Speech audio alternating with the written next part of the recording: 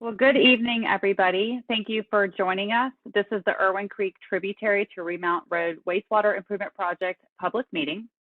We are going to go through some bits and pieces about the project, and we're going to encourage you all to ask some questions.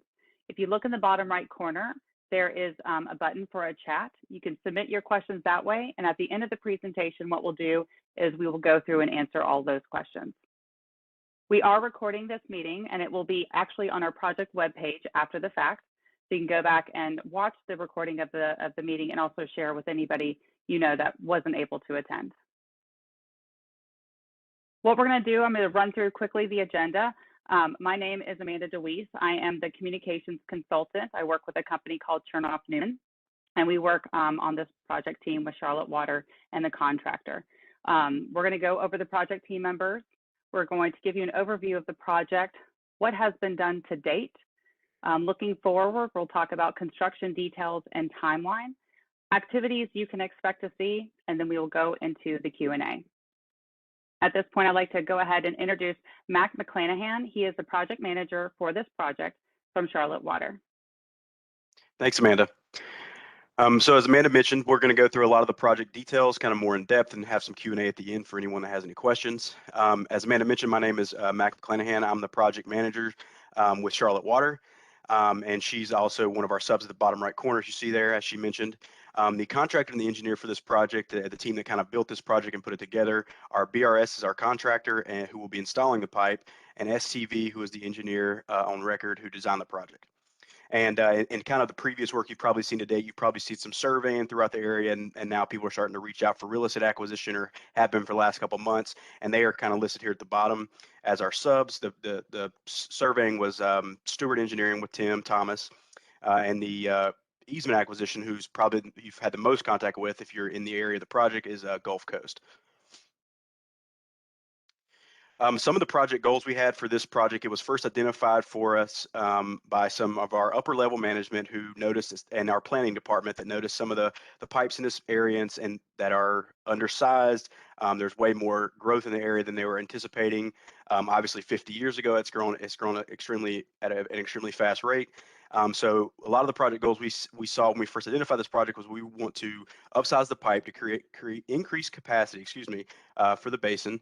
A lot of the pipes in the system are, older or maybe damaged, and we're trying to, make those all better and safer and better for the environment around. And also a lot of the goals, as any sewer project goals, we want to reduce the risk of potential sewer overflows in the area, and that's what one of our main thing we're tackling here by increasing the pipe size.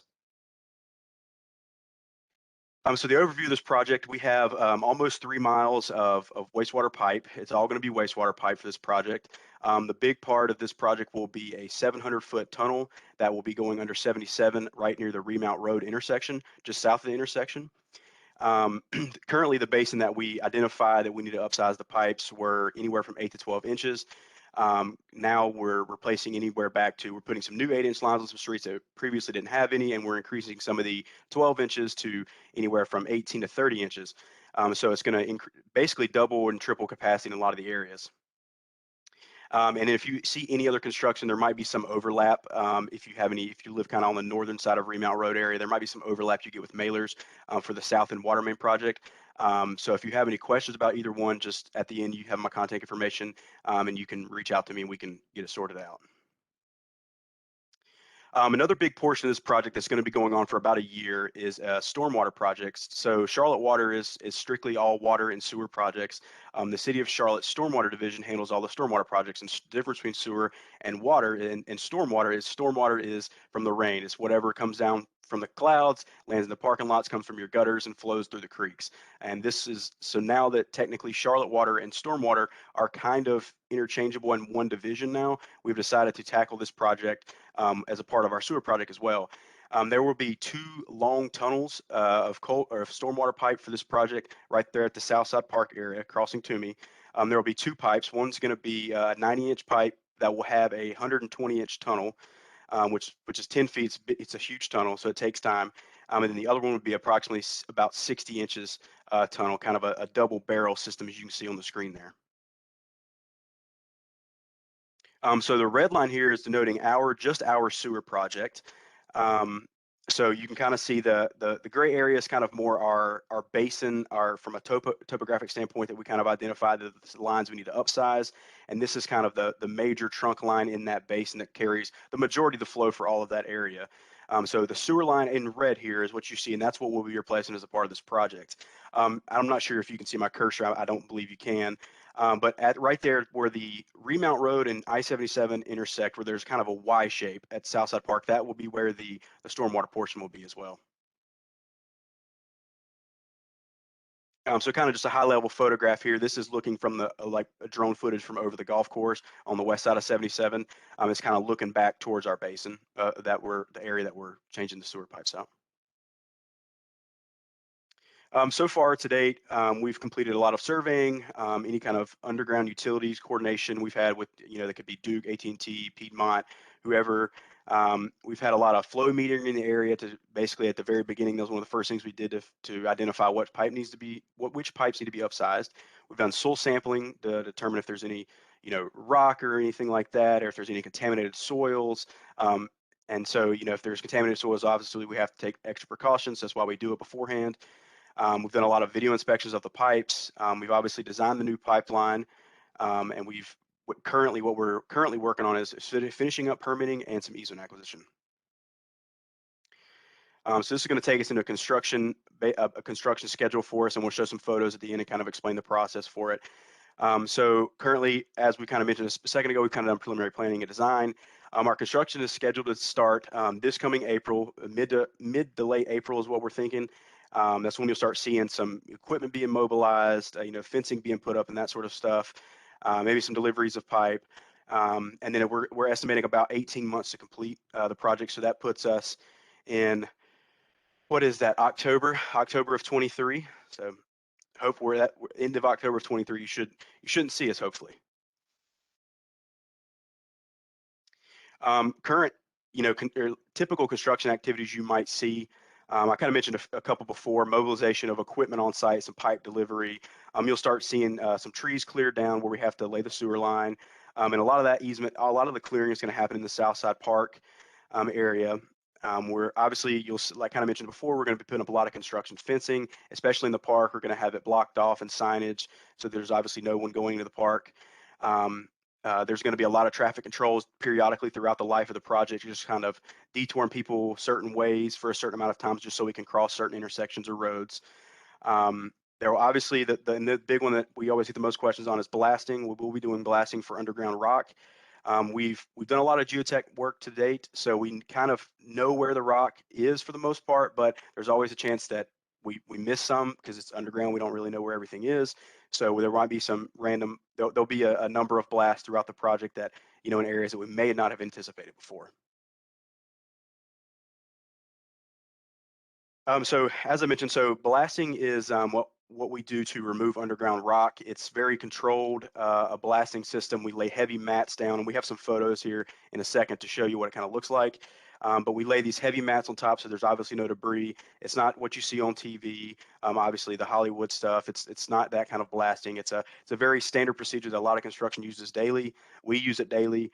But to make sure that we don't have any accidents, what we do is we put up seismograph monitors around the areas of where the blasting is going to occur. And any property owner basically what we do is we take the center line of the pipe and go 500 foot either direction and kind of make a radius, if you will, around the pipeline and send out pre-blast mailers to those homes. And these homes will be it's free to cost to the property owner. It's a company that we'll be using called VCE, or excuse me, for this project it will be Capstone Engineering, and they will be coming out and basically coming in your house to take some photos, exterior, interior, to kind of document the pre-existing condition of the property. So after blasting occurs, if you've noticed, hey, maybe that crack wasn't there before, you could kind of we have some documentation to prove your case or prove our case in a situation like that. So this is kind of, as I mentioned, we have some photos from what blasting looks like. The mats on the left photo here are the big heavy mats that weigh an extreme amount of weight. They are placed on top of where the blast is actually going to occur to keep flying debris or rocks or dirt from kind of bubbling up or flying up a little bit.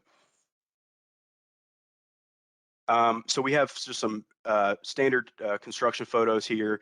On the left here, you'll see some mobilization and site prepping stuff. The erosion control fencing on the left is that black fence. That's to keep all the, when we dig up the ground, obviously it's going to be very, very muddy. So when it rains, the construction fencing, silt fencing tries to keep all that contained, and it's part of our permitting. We have to have that in a lot of situations. On the right here is probably what the park will look like more likely than not. You'll see a lot of equipment out there for most of the project, fencing up, and the park will probably be closed down. Will be closed down from June 1st of this year to June 1st of next year.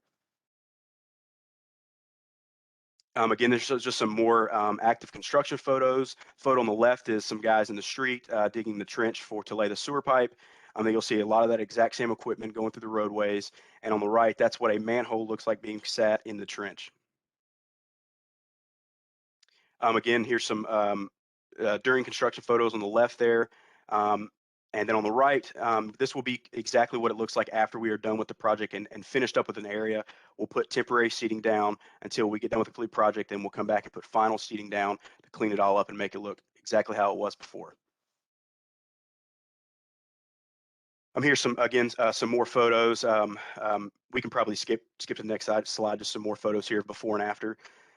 So restoration, a lot of people were concerned, it kind of looks like this when we first get done. They're like, well, we didn't have green grass and we don't have green grass back here anymore.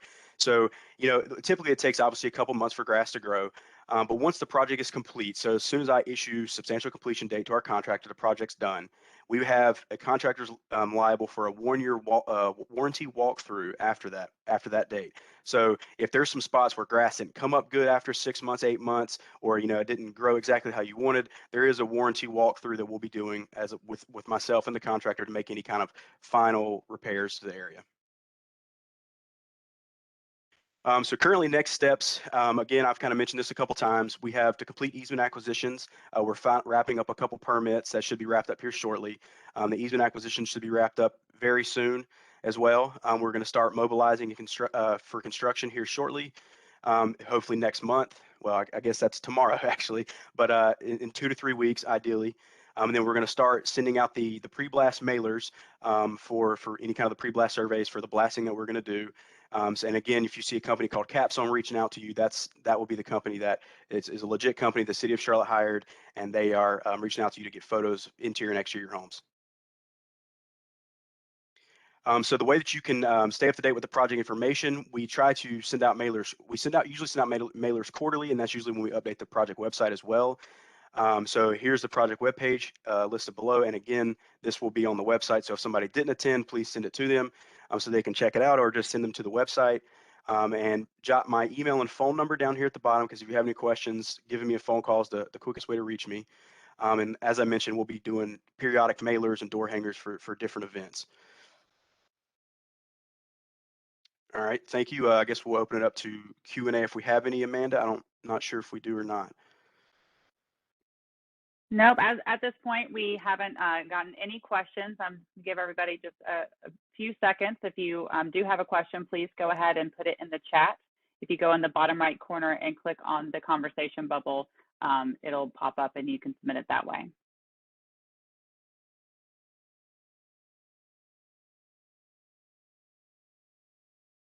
Hearing none, we'll go ahead and wrap up. Just as a reminder, we will have the recording from this meeting. It'll be on the project webpage, which the address was on the previous slide. We will also upload the PowerPoint deck. Please, if you have any questions, reach out to Mac. And thank you all for joining us. Have a great evening. Yep. Thank you.